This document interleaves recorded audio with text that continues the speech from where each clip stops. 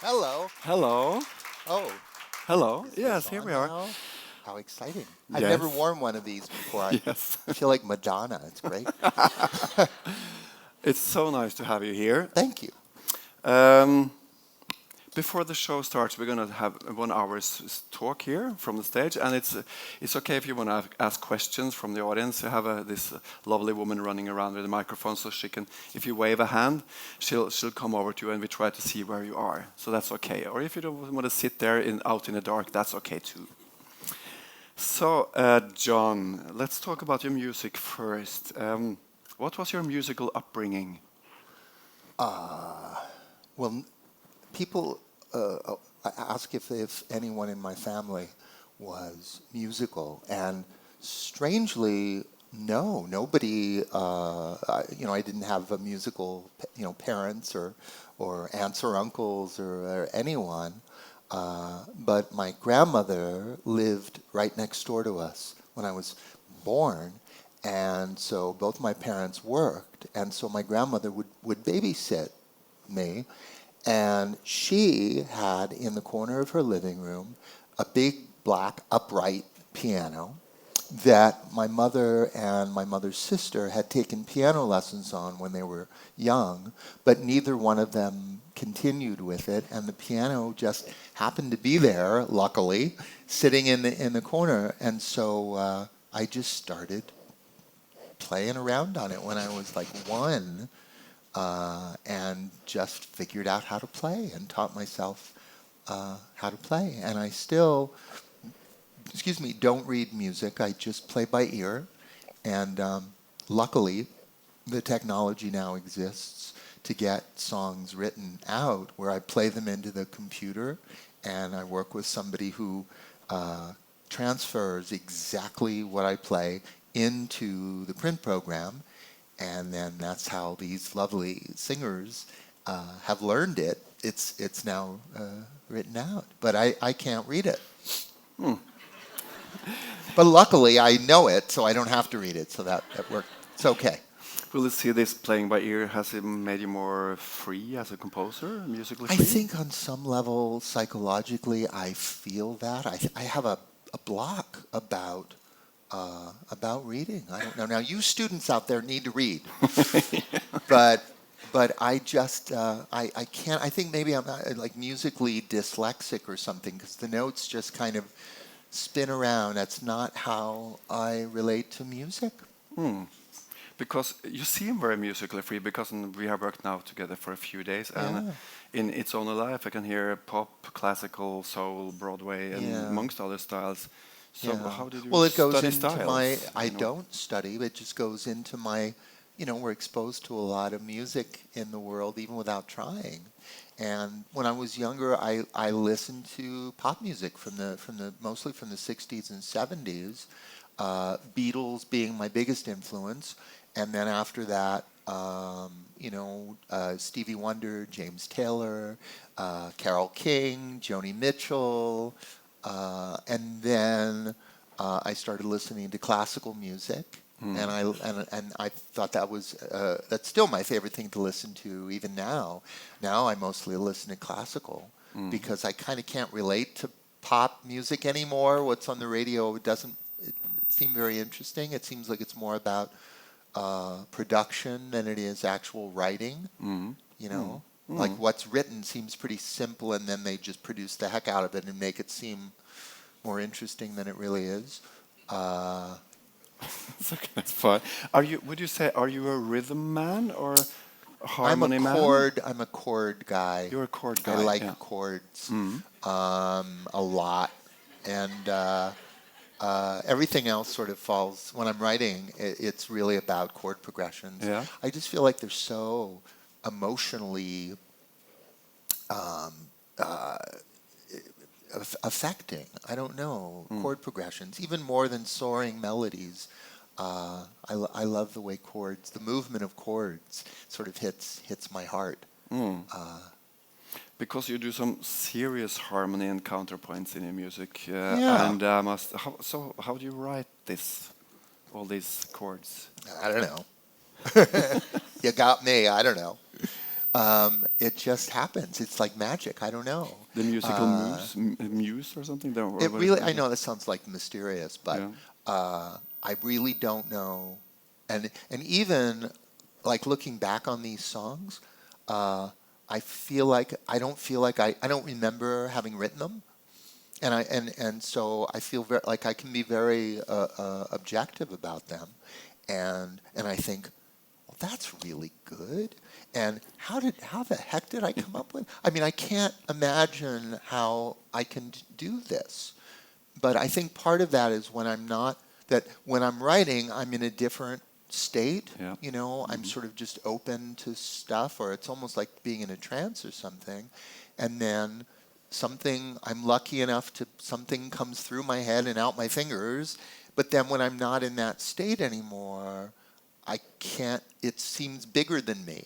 You know, it feels like something bigger than me came through me. And I think that's just because I have a level of craft that allows something, and I think it's true with you, those of you who are actors or singers, if you perfect your craft enough, then you cannot think about the craft and something bigger can come through that is magic. So, seems then you don't have like a formal framing or a song or something. To write? Yeah. No, No. not at all. Usually lyrics first. Okay. And the way I write lyrics is I get these big giant sketch pads, sketchbooks with no lines or anything like that, and I write lyrics almost always lying in bed in the morning because my internal editor isn't fully awake yet. And I think there's a great danger in editing before you've got the raw material. If I were making sculptures, I would go out and buy a piece of marble or buy a piece of wood, and that would be the raw material, and then I would shape it. But as a songwriter, there's an initial step, which is creating the raw material that you're going to shape. And so the first part of the process for me, and it's really fun, is to just write anything. Like if I'm writing for a character, what would that character say? What ideas, what words, what colors? When I draw and I fall asleep and I wake up and I scribble, and it's just all just raw material on a couple of pages full of different angles and sentences. And then when I have enough raw material about what the song might look like or different possibilities, then I can let the editor in a little bit and start putting like, oh, this line goes with this line, and oh, this could be a verse, and oh, that's good. And then start shaping it. And sometimes when I get a chunk of lyrics, then I maybe go to the piano and write a little bit of music for like the verse. And it's like, okay, that's what the verse is going to be. And then I use that framework of that music to write other, it sort of comes together. For me, it comes together that way. Yeah. At the same time, for example, in the musical Cater Affair, there you're using leitmotifs and reprises and things like that. So is that comes after all the creative process? I don't think that's even conscious, honestly. Really? No. It's, it happens, but I usually only notice it afterwards. It's like, well, how cool. That's really. It feels like after these things come through and are done, it almost feels like something that I found, not something that I made. So I can show them to people and be like, look at this cool thing I found, instead of I'm so fabulous, I made this. It doesn't really feel like that. I don't feel like I can take credit for it. It's just a happy accident. In It's Only Life, you mention in the lyrics Stephen Sondheim twice. I do. Yeah, you do. Why is that? I don't know. Well, because of what he represents. Bucchinos. And because he is a friend of mine, and I do have a letter from him, or many letters from him actually, in one song, a note from Stephen Sondheim, and the other one, Playbill, this song happened because I went to see a Sondheim musical, and so it's kind of an accident, I think, that he's in it twice, but I like him. I like his songs. I think he's brilliant. So, you know. Because here in Norway we have, I mean, we're all influenced from our musical culture here in Norway. Sure. It's Edvard Grieg, Yeah, it's of the course. A minor concert, Yes. and Per Gynt and so on. And some of those guys or women composers, they can almost be like a musical curse to people. So Sondheim is not a musical bug or I see a great danger in listening, because he is so extraordinary, and so, I mean, he's like, you know, I really feel like he's like our Shakespeare, you know? I mean, he's at that incredible high level of brilliance and craft. And I think there's a great danger to anyone writing for musical theater in thinking, well, that's what good is. So in order to be good, I have to do what he does. No, he does what he does. If you try to do what he does, you're only going to be a poor, you know, version of what he does. But I can't listen to too much of it because it's such a brilliant thing and such a strong flavor that I don't want to fall into the trap of thinking if I'm going to write good songs, I have to be like his, because the best songs I can write sound like me. They don't sound like, you know, him. They don't sound like... And I know for a fact that when he is writing a show, he doesn't listen to anything else either, because he doesn't want other influences to come in. But he and Stephen Schwartz, they were kind of asking you should write musical theater. They were the two people. The first, I got a call from Stephen Schwartz in 1987. You may know the name. He wrote most recently Wicked, a little show called Wicked, and Godspell and Pippin, and you know, a bunch of other shows. He's brilliant and wonderful. And he had heard a song of mine. This is back in 1987. When I was 6. He'd heard a song of mine, and so he called me up. I was living in Los Angeles, and said, God, you know, and somebody gave him a tape of more songs of mine. And so he called me up and he said, I really like your stuff. And I mean, I was waiting tables, and, you know, nobody was listening to my songs at all. And then this big fancy theater guy suddenly calls me up and wanted to get together because he was coming to Los Angeles. And I didn't know his work, but I knew he was some famous guy, and I was like, yeah, sure. And we got together at a piano and spent the afternoon playing songs for one another. And I thought, he's very good, this Stephen Schwartz. He's a very good songwriter. And then we became best friends, which we are to this day. And a few years later, Sondheim heard some songs of mine and called me up and said, next time you're in New York, we've got to talk. And so both of them said, you know, you have some inherently theatrical element in what you naturally write that would work very well in writing for musical theater. And I was like, ooh, really? Musical theater? I don't like music. You know, I'm still not sure how, frankly, whether I like it or not. But I did move to New York, and because nothing else was happening, and so I thought, well, I'll give that a try. And I amazingly, much to my kind of embarrassment, got to have a show on Broadway, which I never anticipated in my entire life. So what was your first memory of musical theater? Golly. I think the first show that I ever saw, I was visiting New York, and I saw the original production of Evita. And it was cool. I mean, I thought it was interesting. I didn't. Well, actually, that's not even true, because before I was even born, my mom loved Rodgers and Hammerstein, and she loved Carousel, that musical Carousel, and she had the little box set of 45 records, which she played constantly while I was, before I was even So that's where born. it is. Well, that's my first. It was a sort of subconscious theater influence, and then when I was growing up, musicals like My Fair Lady, or especially The Sound of Music, I really remember that strongly. In movie theaters, coming out and seeing that, I think it all fed in. I didn't ever aspire to write that. But I'm a piano player, and I started to make a living playing in like piano bars and stuff like that. And you have to know the standards, many of which are musical theater songs. So it kind of was creeping in. I just didn't think that that's what I wanted to write. What do you do when you're stuck with a composition or a song, or you run out of ideas, things like that? A few margaritas. No.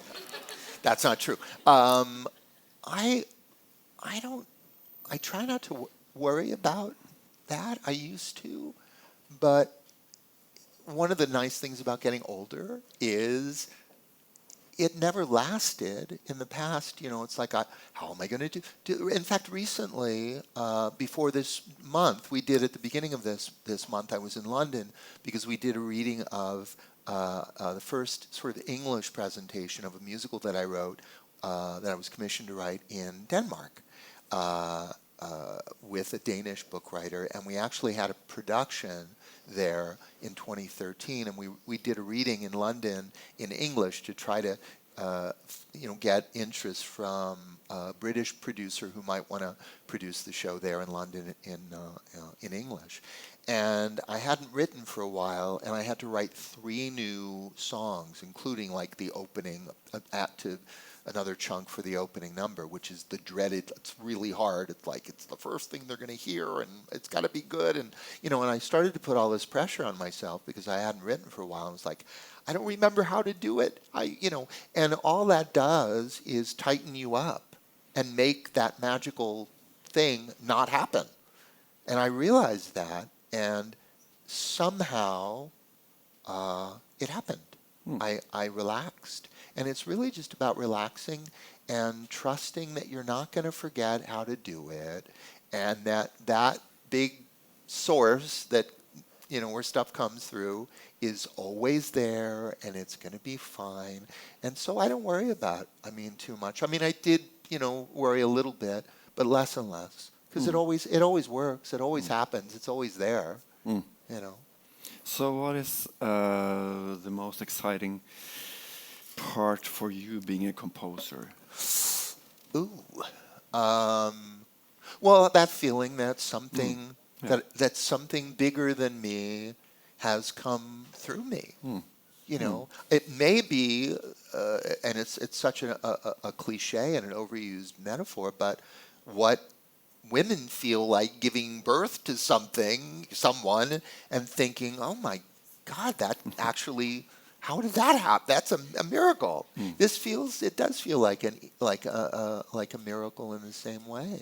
And for instance, presenting these songs that I've written, I was joking backstage and saying that this show, It's Only Life, is sort of a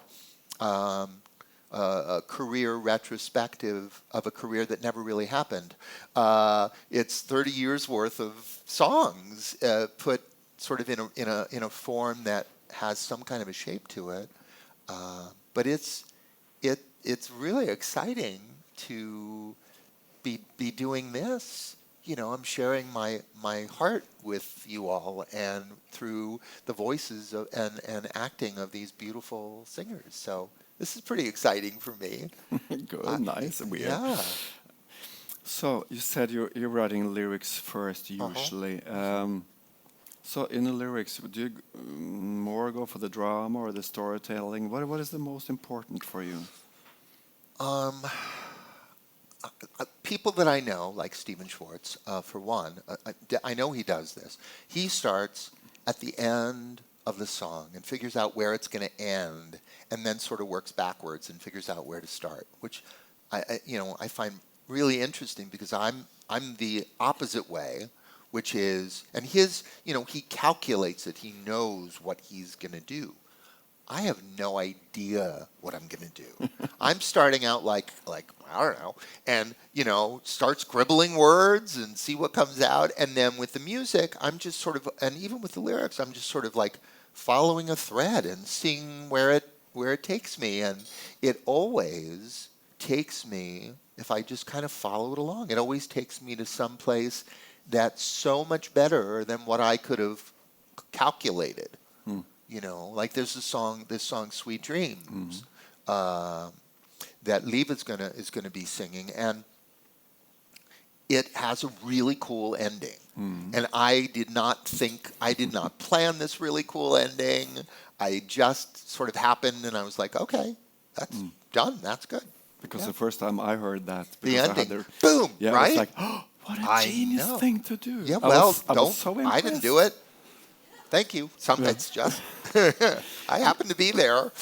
You have some serious rhyme patterns. I guess they're quite intricate because I sometimes translate musicals, and it would be really difficult to translate. I mean, how do you work with that structure, with the rhyme and everything? Rhyme also is dangerous because in some young writers, I hear them it's like I have to be Sondheim. That's the other Sondheim thing is, I have to rhyme every, 5 seconds. And if I can get 3 rhymes, wow. So it's all about, it becomes more about rhyming than it does about what you're actually saying or communicating.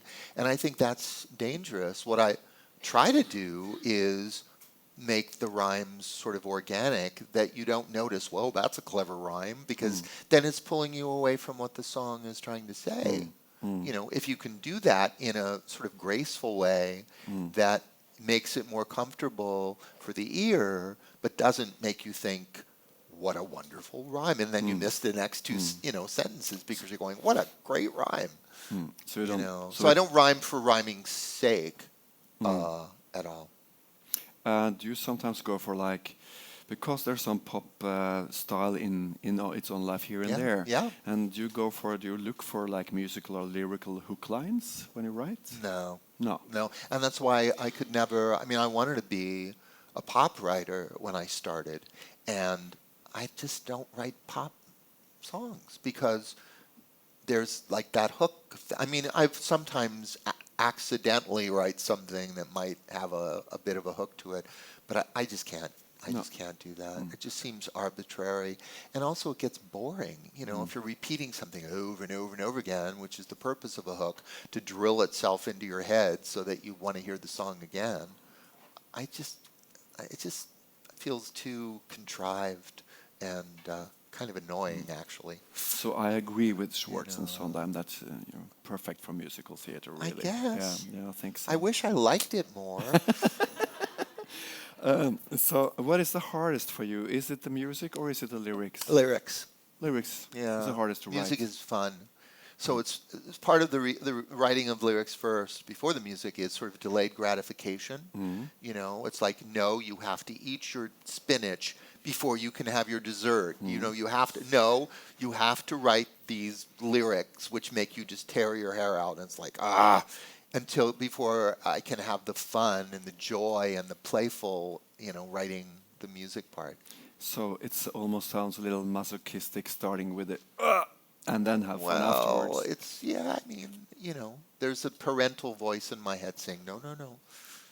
Right there. Although they're writer friends of mine. I don't know if you guys know Adam Gettle at all. Light in the Piazza, Floyd Collins. My favorite of all, contemporary writers. And a very, very good friend, and I love him. He writes all the music first, and his music just soars. It's just extraordinary. His lyrics are brilliant as well, but he always writes the music first. So everybody, we all do it a little bit differently.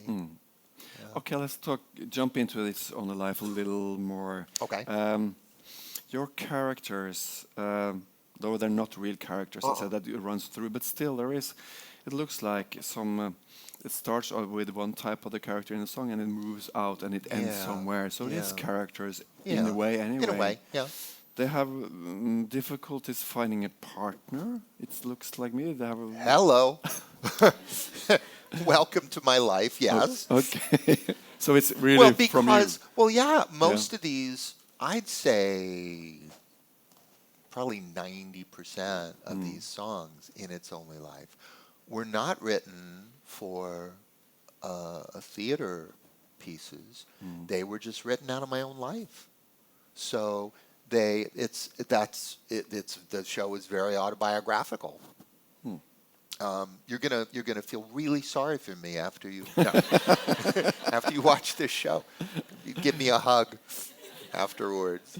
So, but still, autobiographical, biographical. You always because I was sometimes every writer I talk to, you invent as well as you go along. Yeah. So, so how do you develop those characters when you Well, that's write? one thing that I do like about having moved into writing for theater is, I mean, writing about myself, me, and a lot of like, I love you, you don't love me, what's wrong? Songs, tragic, love songs. Oh, you'll hear a few of them, believe me, tonight. It gets a little limiting to just write about yourself and write from your own experience. So it's been fun and more interesting to then write for characters who aren't me and who have different. It does make me realize, what I've always believed, that we're all very similar, and certainly on the inside, there's a common human experience. And so when I'm writing for now a character other than just out of my own life, I can relate to the character and find some kind of a connection, or it's like acting in a way, in that as the writer, I become that character and write from their thoughts and their desires and their fears and whatever. And it's an interesting challenge that I enjoy. You end It's Only Life in a very spiritual way, I must say. How about that? Yeah, how about that? Well, it ends with a song called A Glimpse of the Weave that is sort of when you pull back and have these moments, and I don't know if you've had them, where suddenly you get a sense of life in a big way, in an objective way, where you're almost outside of yourself, looking at like the meaning of life and how things are all interconnected and how important love is as opposed to fear, which are, I think, the two big opposites in this world. And this particular piece I wrote, and I didn't really ever think anything would come of it. I just wrote it because my brother was dying, and it put me into a sort of metaphysical state, thinking about life and death, in which I wrote this piece. And then when Daisy Prince and I were putting together It's Only Life, and we were in her living room, and we had lyrics to lots of dozens and dozens of my songs sort of everywhere, and we were trying to put them in an order that made some kind of a sense. She said, this piece is going to end it, and I was really happy because it's sort of a big, sprawling, metaphysical, philosophical thing that I didn't ever know that anything would happen with it, and I'm really glad that she was smart enough to know that was what we needed to end with. You had quite a lot of collaborators in your career. Are there any particular collaborators as writers that you work with for a book writer for the catered Not affair? quite, but not quite a lot. Oh no, okay. No, so it's only a book writer. Three book writers. Yeah? Is all that I've ever worked with. Do you pick them particularly, or is it how does it happen? No, the first one was when I first moved to New York. I had a friend in L.A. who was a playwright, and since these big famous people were saying write for theater. Somebody asked was looking for short musicals. And so I asked my playwright friend to write. I said, well, they want like a 10-minute musical. And so he came up with this idea of writing a short piece based on an urban legend, an urban myth. And so that was the first real musical thing. It was really short, sort of bite-sized thing. And then that eventually then we liked it, and we expanded that into a series of 7 short pieces, each one of which was based on an urban legend. And that was my first musical. It wasn't a book musical, it was a series of short musicals kind of together, and it was called Urban Myths. And several of these songs were in it, were written for it.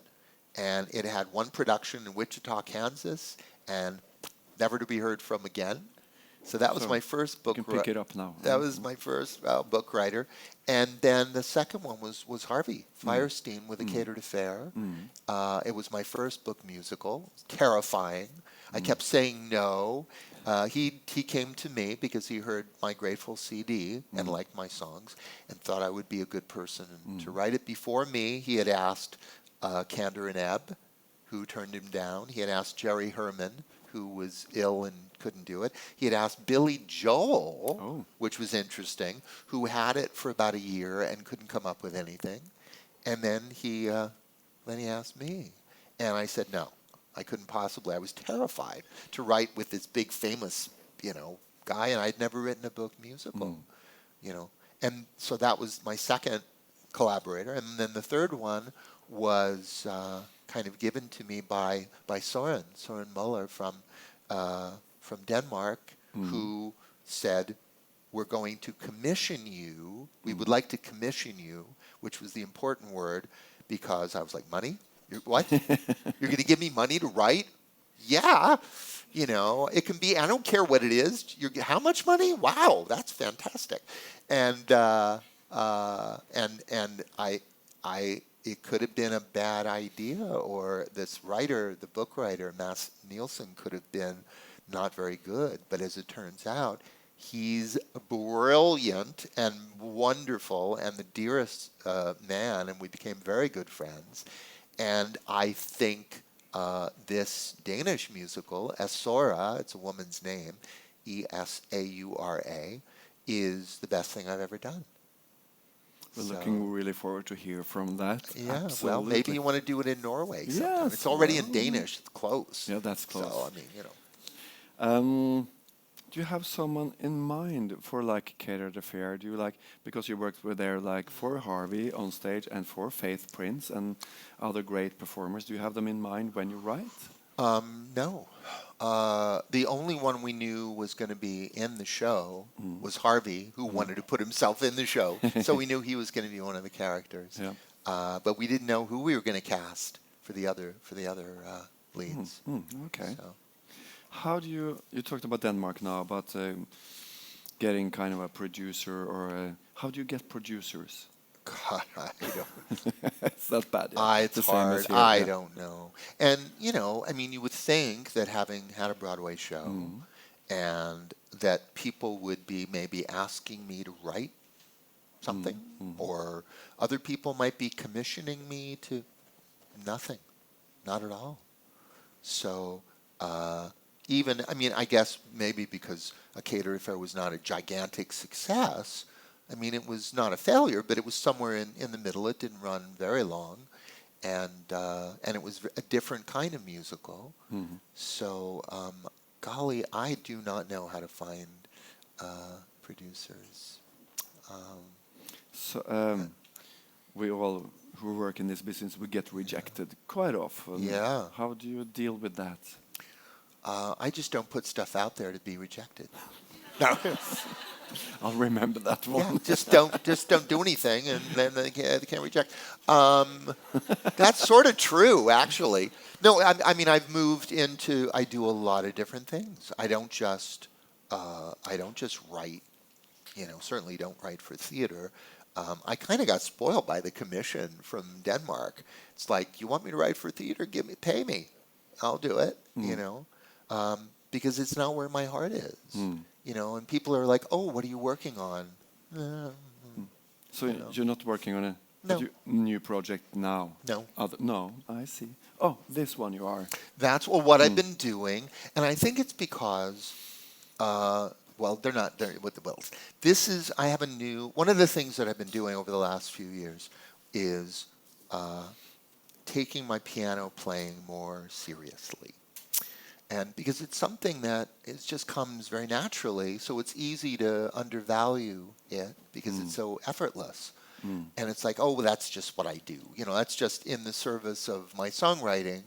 And enough people had said, well, you know, you kind of play really well, and maybe you can do like a piano album. And I thought it sort of was percolating in the back of my mind, and I didn't know what I might do.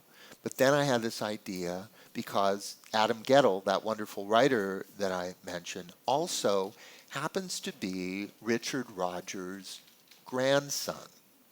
And he happens to have his grandfather's Steinway piano in a room with a recording studio. So I thought, well, what if I did improvisations on Richard Rodgers' songs on the piano that he wrote them on? That's a pretty cool idea. And so that's what I did. And it's called On Richard Rodgers' Piano. I've run out of them. I have to get the money together to get more pressed, but I'm going to do that at some point. So that was my first solo piano CD where I just didn't know what I was going to play, didn't know what version of things I was going to play, and just went in and just on the spot made up a version of, you know, my favorite things, or Edelweiss, or any, you know, Richard, My Romance, or The Lady is a Tramp, all those songs. And it's a whole other kind of creativity that just, again, letting something come through, it feels like I'm writing, but in real time, you know, in the moment. And I really enjoy it. And I think I also enjoy it having been in theater, which is such a collaborative art form, and sometimes painfully so.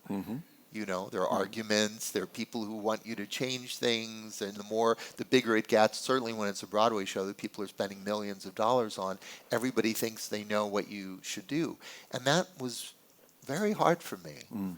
So I think I've retreated into a form of expression that is just me.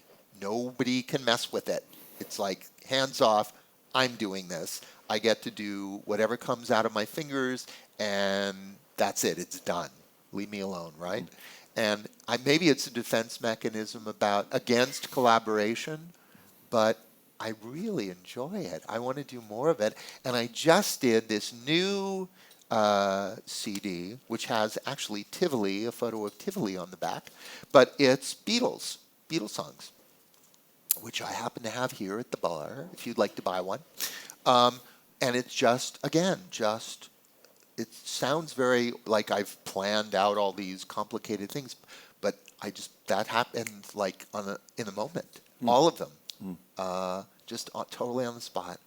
And I think when creativity feels magical and feels, I keep saying bigger than me, but it feels, you know, I listen to the Rodgers CD, I listen to this CD, and I think, and I listen to these songs that we're going to be doing in a little while, and I think that's magic. I don't know how any of it happens, and I don't want to know, which is why I don't do like master classes on songwriting, because I don't want to think about it. It's magic. I don't know. You know, if you want to figure out songwriting, go figure out your own way to do it. I'm not going to tell you how to do it. I don't even know how I do it. So, but you do master class on your material. I do master classes working with people, interpreting my songs, because I feel like I have the right, like I'm an expert on my songs. True. That's the only thing I feel like I'm an expert on. And I know how now, having done classes for almost like 15 or 16 years, I have an idea perhaps of how they can be best communicated. So I love that's really fun too. I love that a lot. Yeah. So, if you take an overview of your writing career, Yeah. do you see any kind of a change from the young Bucchino till this Just day Bucchino? that. Well, I hear more influences, and Okay. everything that I hear comes out in some way. Rap has not so far, thankfully, but I listen to a lot of classical music, and I think that expands my sort of harmonic and sort of scope. So hopefully there's been growth, but I don't, having had the luxury of having assignments to write for theater, the muscle that used to compel me to just write a song because I saw somebody or felt something or had an experience has sort of slowed down. I don't do that anymore, and I wish that I could get back to it, but it doesn't seem to want to happen. We'll see. So, Where do you think? see. Because here's lots of musical, both students and professionals, and we're very, very off Broadway in this country. Where do you think? Yeah. But we're still curious. That's kind of the source, both Broadway and West End and other places, but particularly Broadway. Where is Broadway going, developing wise? Well, You live in the pots. This is a sort of cynical perspective, and hopefully it's not true. I mean, there still is room for art, but it feels increasingly like it's. I mean, it's always been about commerce, but I think that art and commerce are getting farther and farther apart. And it seems that Broadway, in the money that they want to make or that they have to make, comes a lot from tourists. And tourists are not usually intellectuals, and they usually want sort of, I think, escapist entertainment. They don't want to, and art, high quality art, I think often makes us examine our lives and see our lives in a different way and get into other people's lives, and it gives us a different perspective on life and complexities and things like that. And I think that people coming to Broadway from out of town don't want that. They don't want to think about life. They want an escape. And so they also want to see their $150 or however much, a theater ticket costs, which is very expensive. They want to see that on the stage in big spectacle and dancing, and they want to see their money on stage. Yeah. So between escapism and spectacle, that doesn't leave a whole lot of room for artistic, and certainly not subtle artistic expression, the way I think back in the 40s and 50s, there was more of an opportunity for that. I think it was a more informed, more intelligent audience, more willing to be sort of to have their lives illuminated by what they saw on the stage.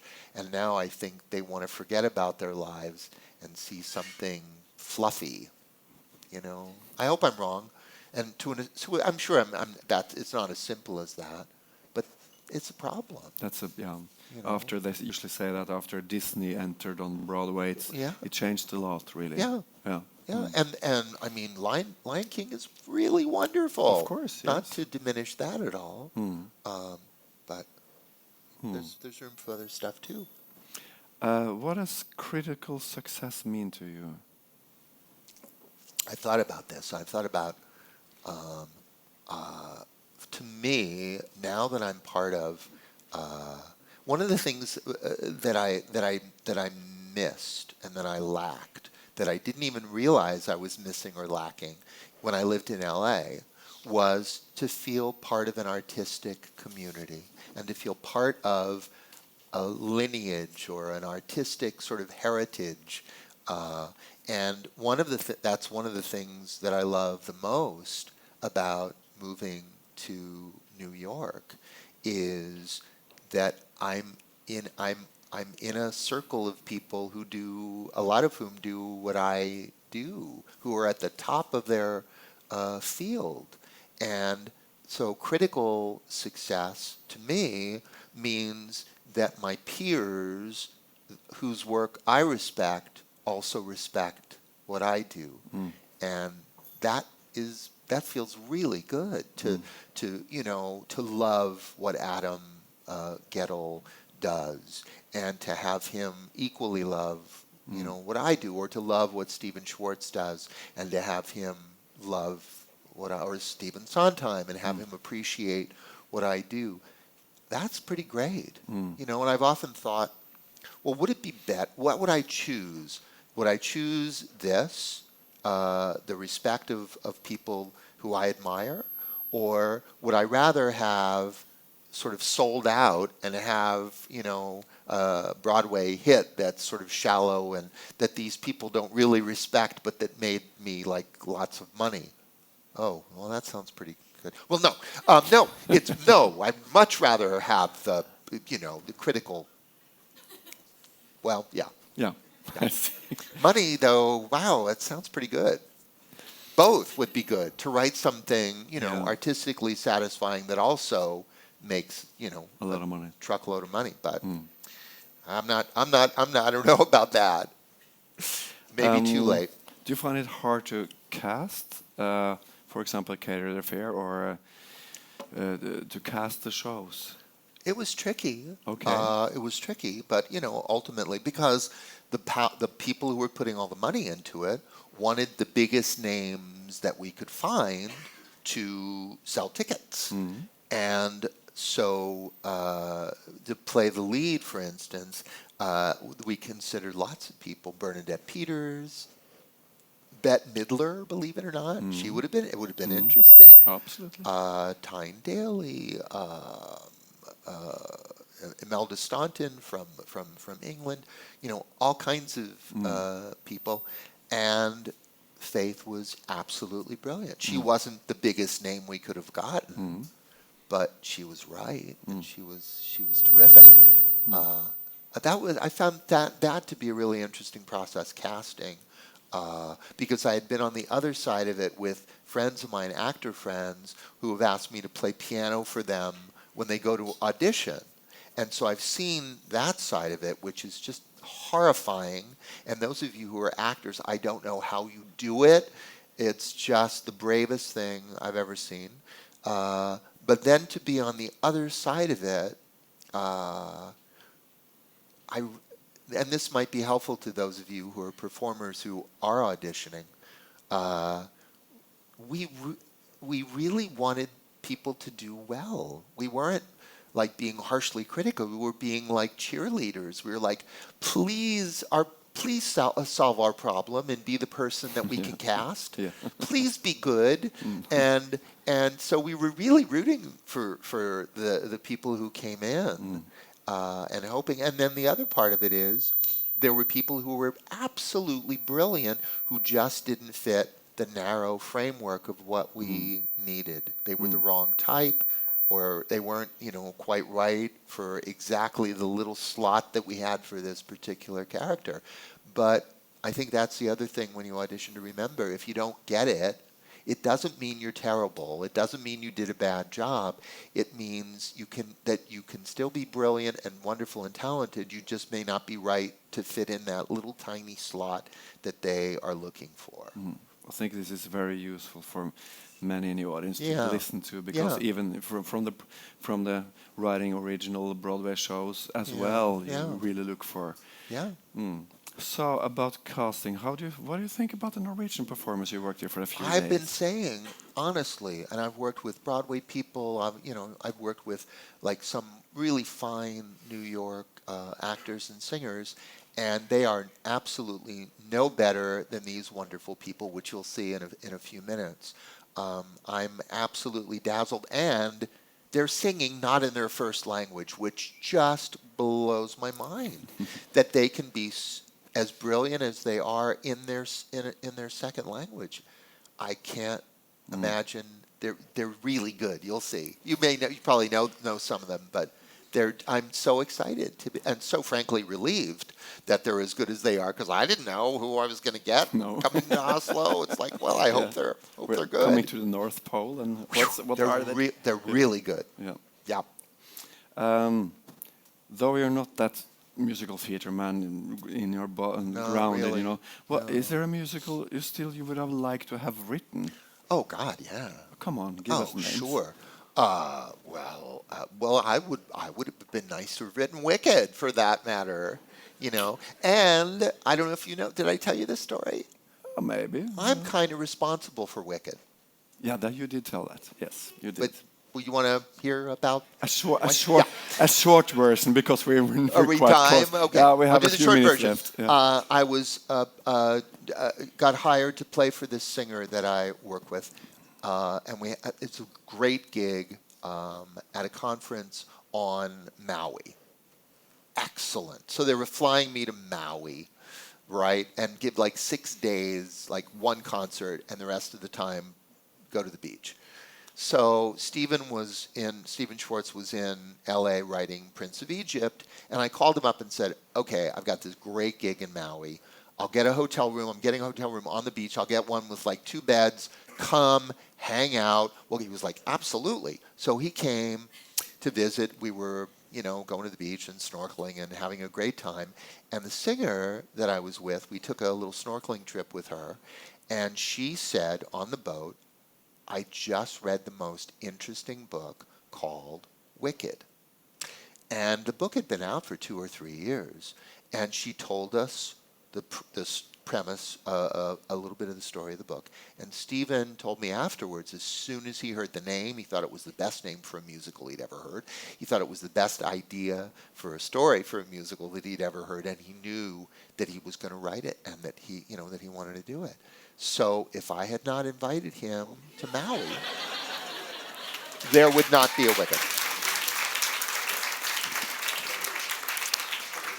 So you are kind of responsible for all the young females who want to sing Defying Gravity. Want to sing Defying Gravity. Yeah. And you popular. Can write me a thank you note. Yes. We are very much looking forward to seeing and hearing your work on stage tonight. And thank you so much for coming here. Oh, my pleasure. I want to come back. John Please. Bucchino. Thank you. Thank you. Oh! Okay. And thank you, kind, brilliant, wonderful sir, for these wonderful questions, but also for helping to direct what you're going to see tonight. That was him. He helped us to put it together.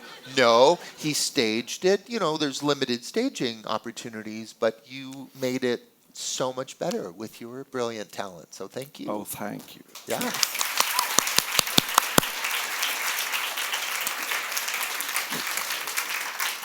Thank you. Thank you. Thank you.